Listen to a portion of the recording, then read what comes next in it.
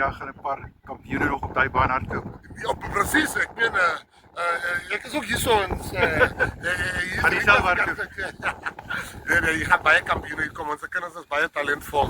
Ek dink hier gaan groot kampioene uitkom. Die volgende span wat na die Olimpiese spele toe gaan in Atlanta, hier gaan so 4 of 5 van hierdie baan afkom. Ek sê vandag vir u, ek ken hierdie area. Ek ken die tuinroete. Die tuinroete talent. Ja, dis 'n blomtuin van talent. En vir my moet ek regtig die George munisipaliteit. Hulle sê baie dankie.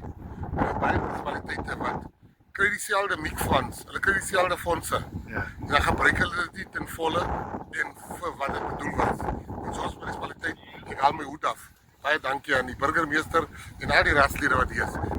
Vandag is dit 'n groot oomblik wat aangebreek het vir my en ek is baie opgewonde dat die harde werk oor die afgelope jare baie vrugte afgewerp het.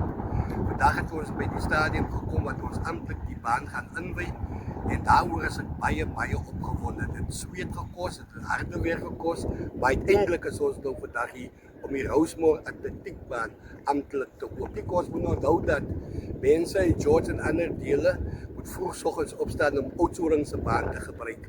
Maar vir die gemak en George is die grootste populasie, die grootste dorp by die kant die stad Kaapstad en die sportgemeenskap is baie opgewonde oor die baan wat ons vandag hier open, spesifiek die atletiekgemeenskap.